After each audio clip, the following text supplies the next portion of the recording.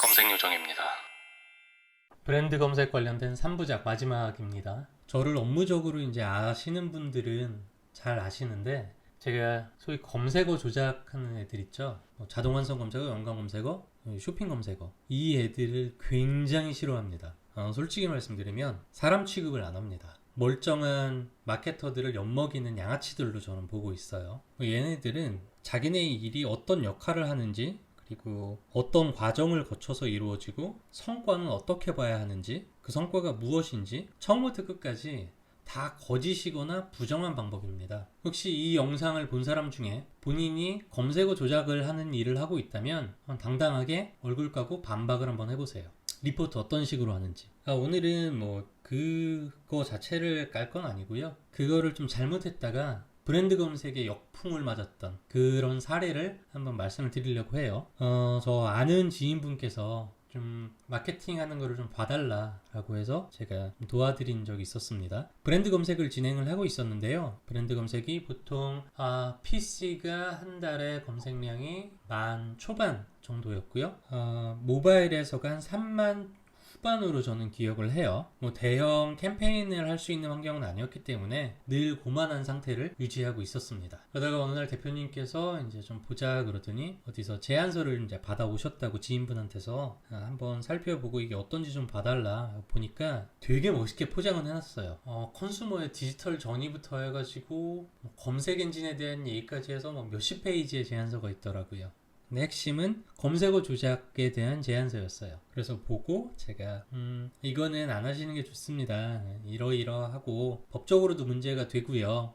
말씀을 드렸습니다. 근데 그 대표님 눈빛이 미련이 많이 남았어요. 좀 그런 리스크가 있고 안 좋은 거면 그럼 네가 좀 봐주면 안 되겠냐, 넌 못하냐. 이게 저 아는 업체들 찾으면 할 줄 아는데 나오기야 하겠죠. 근데 그래도 명색이 제가 SEO 바닥의 사람인데 어떻게 이거를 합니까? 네, 이제 정하실 거면 저 모르게 하시라. 네, 그것까지 뭐라고 할 입장은 아니다. 모르게 하시고 대신에 하시고 난 다음에 저한테 뭐라고 딱히 말씀도 하지 마시고 저도 여쭙지 않겠다라고 이제 그렇게 했어요. 그래서 실제로 대표님도 저한테 따로 말씀 없으셨고 그 뒤에 저도 굳이 어떻게 됐어요? 진행은 하셨나요? 그런 말씀을 안 드렸습니다. 그러다가 이제 브랜드 검색을 재계약할 때가 됐는데 이게 난리가 난 거예요. 제가 아까 PC에서 한 10,000 초반 그리고 모바일에서 30,000 후반 4만원 넘지 않았고요. 그 정도라고 말씀을 드렸죠. 이제 검색량이. 한번 그 가격을 한번 보겠습니다.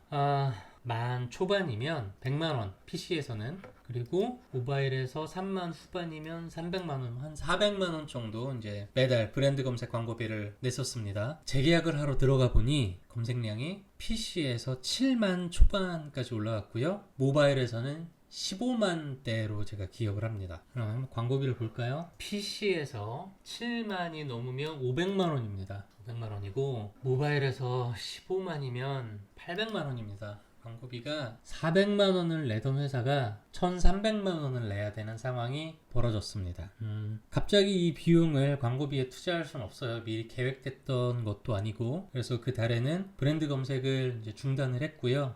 결론적으로는 매출이 좀 줄었어요. 줄은 이유가 브랜드 검색이 없다고 해도 검색 광고는 운영을 하죠. 근데 이 회사 같은 경우는 꼭 자사몰에서만 판매를 하는 게 아니라 다른 데 이제 입점도 돼 있는 상태였거든요. 그래서 브랜드명을 쳐도 우리 회사, 우리 홈페이지만 나오는 게 아니라 다른 쇼핑몰들도 같이 이제 나왔었어요. 그러다 보니까 이제 클릭이나 세일즈가 아무래도 분산이 되죠. 검색 광고가 굉장히 좋은 역할을 하지만 브랜드 검색을 운영할 때만큼의 강력한 클릭 점유율 그리고 브랜드 검색만큼의 전환율은 보이지 못하는 경우가 대부분이에요. 그래서 광고는 광고대로 못 돌리고 전체 세일즈도 좀 떨어지고, 무엇보다 외부 쇼핑몰에서 물건이 팔리면 우리가 수수료를 내야 되잖아요. 적게는 10% 전후부터 많게는 훨씬 더 이상을 내기도 하는데, 그러다 보니까 이제 이익률도 많이 줄었고 이런 일이 있었습니다. 연관 검색어, 자동 완성 검색어의 마케팅적 역할이 전혀 없지는 않아요. 마케팅에 아무 역할도 못하는 애는 없습니다. 근데 저는 이제 그 업체들이 하는 과정이 일단 부정하고 명분이 걔네들 말만큼 대단하지 않고, 마지막으로 걔네들이 보고하는 성과가 허위라는 것 때문에 이제 싫어하는 건데요. 하시고 싶으면, 정하시고 싶으면